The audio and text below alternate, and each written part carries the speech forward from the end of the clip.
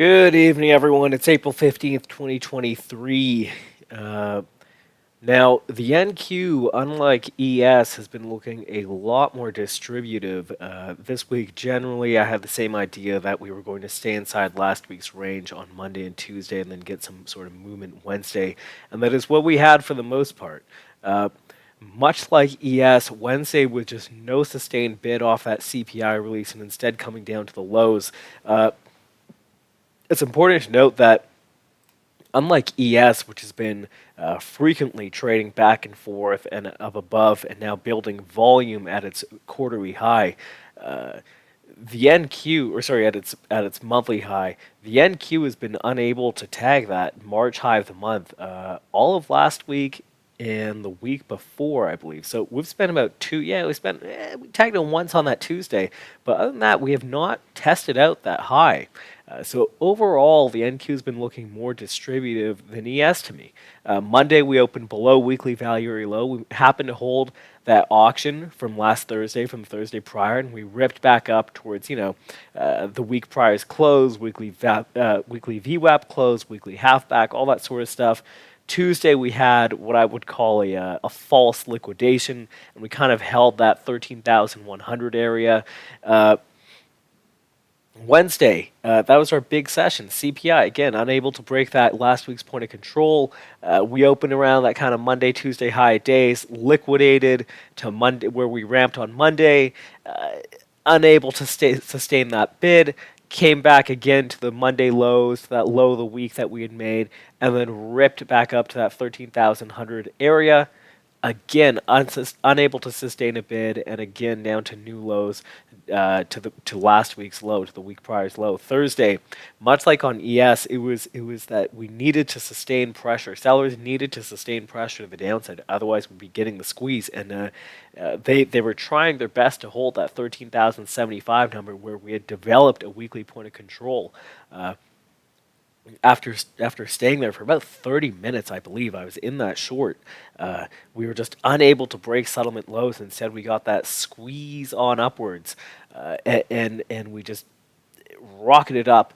Friday, same idea as ES, just rocketed up. However, again, distributive, unable to sustain a bid above last week's VWAP 1. Unable to sustain it above last week's point of control, and instead we liquidated back down to that 13,100 number, or sorry, even lower, 13,080-ish. That prior month's 95% value area high. However, at the end of the day, we were able to ramp and close above last week's close. So, to me, the Nasdaq overall has been a more distributive market, just for those reasons that we have not been able to trade above the quarterly high for a week and a half. We've not been able to really get above the week prior's point of control. And Thursday, to me, was just a squeeze. And Friday, for now, has maintained that squeeze bid. They maintained it perfectly off of 66s, where we had the main auction on Thursday. They maintained it perfectly. I had written during the day that NQ had to hold here, otherwise it was going to be a crap out scenario, much like how the ES had to hold 28 to 32. So just keeping in mind in general that the Nasdaq is looking more distributive, how am I looking at it coming into this week? Well, a little bit of a cleaner chart this week, getting a little bit better with this thing. I've got that pivot set to about 13,100. That's roughly our weekly VWAP close. That's the Q1 95% area, value area high. It's last week's halfback. It's the monthly 95% value area high. It's the weekly point of control, and that 58 spot's been a nice level in general. So that's that 45, 50 point chunk is going to be my pivot to me. It's a thick area. I think that's where the sellers were squeezed on the Thursday. It's where Friday supported. We had fresh bids come in on Friday. So to me, if we lose that pivot, if we lose that kind of 13,070 area, I think we're going to go ahead and come down to test that lower level around 12,994. Let's call it 13K, right around more like 981, right? Where we have last week's VWAP -2 standard deviation, or sorry, this current past week, whatever you want to call it, where we have the 95% value area low. And I think if we lose those spots, just like on 4103 on ES. I think if we lose this kind of number around these upper 12,000s, I think we'll go ahead and flush down and get into that gap. I don't think that fresh weekly pocket 909 is going to hold. I think instead we're going to go ahead and get that full nice gap close down to 777. So that's how I'm looking at it, is that we have to hold this kind of 13,060 number, call it 13,060, 70, whatever, around there, 13,060 to 100. We got to hold that. Otherwise, I don't really have much faith in us holding the lows. I think instead we're going to get that gap close. So if we break, get rid of this magnet here. If we break this area here, ooh, very wide. Didn't want to show it that wide. Here we go. If we break this sort of spot, I think we're going to come down to here. Of course, it's not going to happen in a in a couple hours. However, I do think that's the general trajectory that we'll be seeing. So that's how I'm looking at it to the downside. Now to the upside, if we break that 13,200-ish zone, this number here, 173 to 223, really what I'm looking at is 218. I think we'll go ahead and pop the highs of the week at 250-ish, 255, whatever it is. 255. I think we'll pop those highs and we can test these quarterly highs. And sellers will need to step in there. Otherwise, I think we're going to be getting a significant move upwards. Just like on ES, how if we don't hold 4188-ish, 4183 to 91, kind of that spot, just like if we don't hold that, I think we're going to 4230, so a 60, 70-point move upwards on ES, or sorry, 50-point move upwards on ES.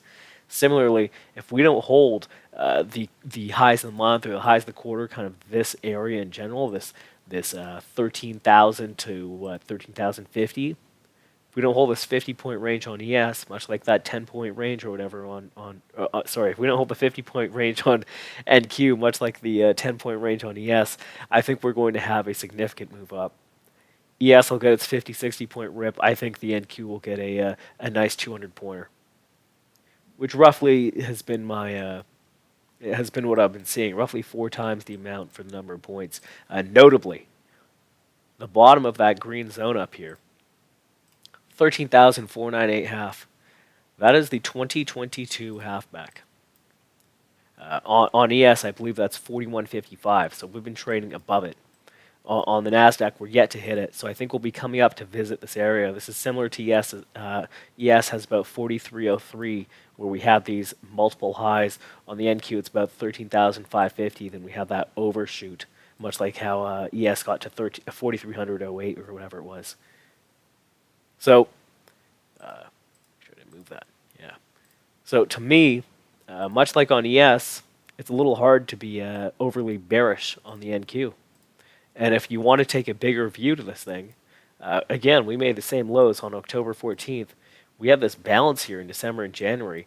The NQ has not even came remotely close to it. We tested it once, and we couldn't even get down into the balance. We tested it in mid-Jan, but we couldn't even get down there.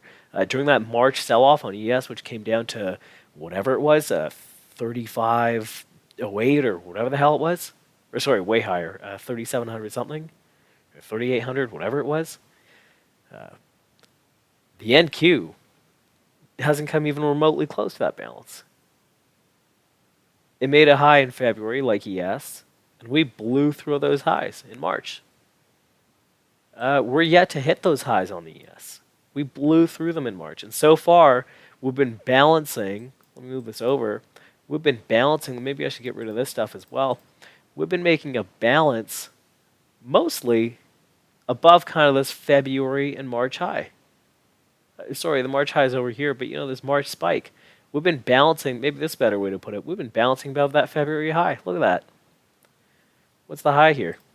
950? Whatever it is.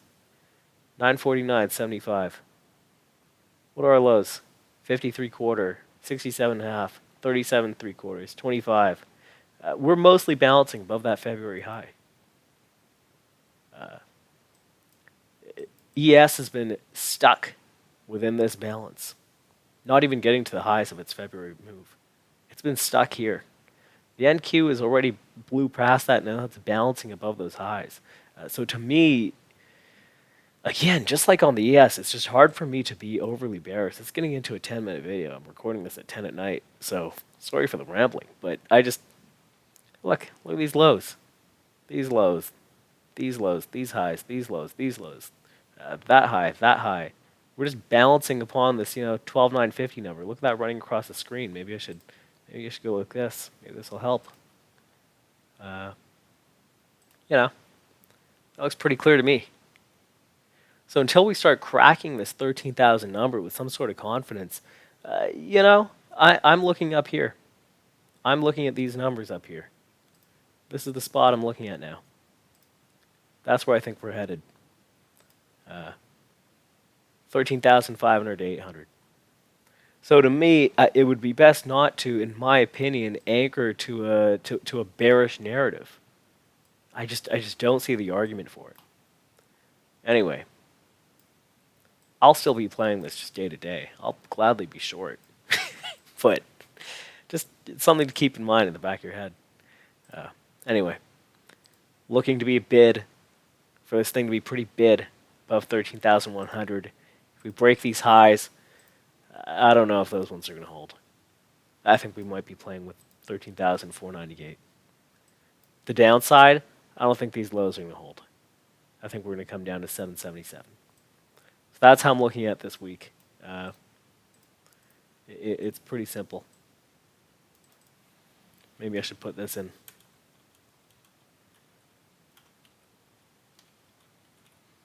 I'll have a breakout attempt of these highs. Anyway, hope that makes sense. Sorry for the 12-minute ramble, but hope that helps. And I'll have these daily plans out later tonight or tomorrow morning. Have a great night, and trade safe if you are in Globex.